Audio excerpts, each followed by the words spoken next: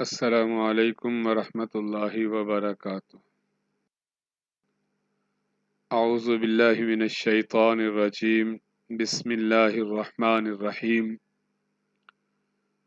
وَإِذَا لَقُوا الَّذِينَ آمَنُوا قَالُوا آمَنَّا وَإِذَا خَلَوْا إِلَى شَيَاطِينِهِمْ قَالُوا إِنَّا مَعَكُمْ إِنَّمَا نَحْنُ مُسْتَهْزِئُونَ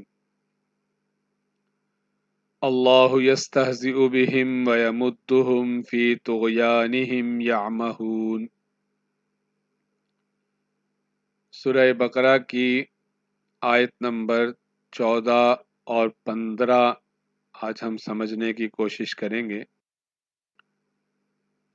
اللہ تبارک و تعالی نے ارشاد فرمایا، واو اور اذا جب، لقو ملتے ہیں، الذین آمنوا ایمان والوں سے، قالو کہتے ہیں، آمنا ہم ایمان لائے، وَإِذَا اور جب خلو الگ ہوتے ہیں، الی شیاطینہم اپنے شیطانوں کی طرف، قالو کہتے ہیں، انا بے شک ہم معکم تمہارے ساتھ ہیں، انما سوائے اس کے نہیں، نحنو ہم تو مستہزئون مذاق کرتے ہیں۔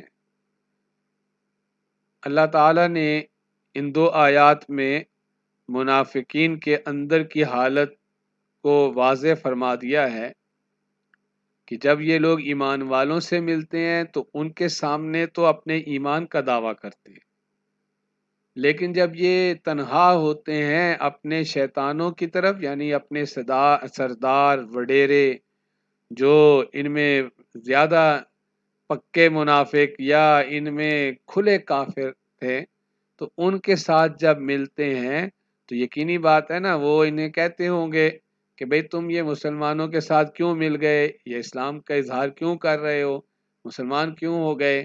تو یہ انہیں یقین دلاتے ہیں کہ نہیں، ہم مسلمان تو نہیں ہوئے، ہم تو بالکل پکی بات یہی ہے کہ تمہارے ساتھ، یعنی تمہارے دین، تمہارے مذہب، تمہارے نظریے پر ہیں، ہم نے تو چھوڑا نہیں اپنے مذہب کو۔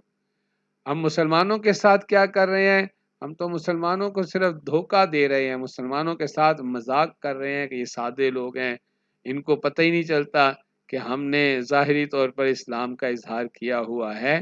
تو اپنی طرف سے وہ یہ سمجھتے ہیں کہ ہم یہ مذاق کر رہے ہیں مسلمانوں کے ساتھ، اور اپنے لوگوں کو یقین دلاتے ہیں کہ ہم تمہارے ہی ساتھ۔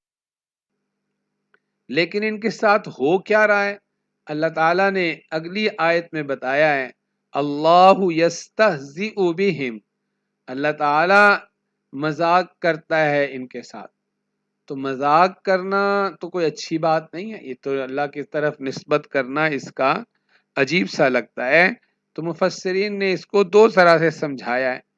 وہ فرماتے ہیں یہ لفظوں کی آپس میں مشاکلت ہے، یعنی جیسے اردو میں بھی کبھی بولتے ہیں کہ بھئی جتنا ظلم تم پہ ہوا اتنا ہی تم ظلم کر لو۔ تو اب یہ جو مقابلے پہ ظلم کے مقابلے میں اس کو بدلہ لے گا اس سے، تو یہ ظلم تو نہیں کرنے والا، یہ تو بدلہ لے رہا ہے۔ اسی طرح قرآن نے کہا جزاء سیئۃ سیئۃ، برائی کا بدلہ برائی ہے۔ تو اب برائی کے بدلے میں جو چیز اس کے ساتھ پیش آتی ہے وہ تو عدل ہوتا ہے، وہ تو یعنی اگر اس کو سزا دی جا رہی ہے برائی کے، اس نے برائی کی ہے اور مقابلے پہ اتنی ہی سزا اسے دی جا رہی ہے، تو یہ تو کوئی برائی نہیں کی گئی، لیکن لفظ وہی استعمال کیا گیا وہاں پر۔ تو اس طرح یہ زبانوں میں ہوتا ہے کہ دونوں معاملات کے لیے ایک ہی لفظ استعمال کیا جاتا ہے۔ تو جیسا لفظ انہوں نے استعمال کیا کہ ہم مذاق کرتے ہیں، تو اللہ نے فرمایا کہ در حقیقت تو اللہ ان کے ساتھ مذاق کر رہا ہے۔ تو وہ مذاق کا مطلب وہ نہیں ہے جو ہم سمجھتے ہیں، بلکہ وہ آگے بتایا جا رہا ہے کہ وہ یہ ہے کہ انہیں ڈھیل دی جا رہی۔ اور ایک اور طرح مفسرین نے اس کو سمجھایا ہے، وہ کہتے ہیں کہ جیسا ان کے ساتھ ہونا چاہیے نا مذاق کرنے والے کے ساتھ، وہ ان کے ساتھ ہوگا۔ اور وہ کہتے ہیں عبداللہ ابن عباس رضی اللہ عنہ کی جو روایت آئی ہے جس میں یہ آیا ہے کہ منافقین جب دوزخ میں پہنچ جائیں گے اپنی مقام پہ، تو پھر اللہ کی طرف سے جنت کا دروازہ کھولا جائے گا، اب جب انہیں دروازہ کھلا نظر آئے گا تو یہ سمجھیں گے کہ شاید ہمیں اجازت مل گئی ہے، اب ہم جنت میں جائیں تو بھاگیں گے اس کی طرف، لیکن جب دروازے پہ پہنچیں گے تو دروازہ بند ہو جائے گا۔ تو وہ جیسا انہوں نے جیسی کرتوت کی تھی ان کے ساتھ ویسا ہی معاملہ وہاں ہو جائے گا۔ تو وہ کہتے ہیں یہ بھی مراد ہو سکتی ہے کہ اللہ تعالیٰ جو نے فرمایا ہے کہ جو کچھ یہ کر رہے ہیں ان کے ساتھ وہی کچھ اللہ تعالیٰ کر دے گا۔ اور ایک مطلب یہ ہے کہ آگے جو بتایا جا رہا ہے کہ وَيَمُدُّهُمْ ڈھیل دیتا ہے اللہ فی طغیانہم ان کی سرکشی میں۔ طغیان کہتے ہیں مقررہ جگہ سے تجاوز کر جانا، یعنی جیسے پانی اپنی حد سے نکل جائے، زیادہ ہو جائے، حد سے بڑھ جائے تو کہتے ہیں تغل ما۔ تو یہاں وہ اپنی حدود سے باہر جا رہے ہیں، اللہ کی نافرمانی کر رہے ہیں، رہنا تو چاہیے تھا اللہ کی اطاعت میں، فرما برداری میں۔ تو اس لیے فرمایا طغیان ان کی جو سرکشی ہے اللہ تعالیٰ اس میں ڈھیل دیتے ہیں، یعنی پکڑتے نہیں ہیں۔ تو اس کا مطلب تو یہ خود تمہارے ساتھ مذاق ہو رہا ہے، تمہیں اگر سزا مل جاتی یا جھنجھوڑا کوئی آ جاتا تو معافی مل جاتی، تو اللہ تعالیٰ نے ڈھیل دے دی ہوئی ہے، جو کچھ تم کرنا چاہتے ہو کرتے رہو۔ پھر نتیجہ یہ نکلتا ہے کہ یعمہون عقل کے اندھے ہو جاتے ہیں، عقل پھر کام نہیں کرتی۔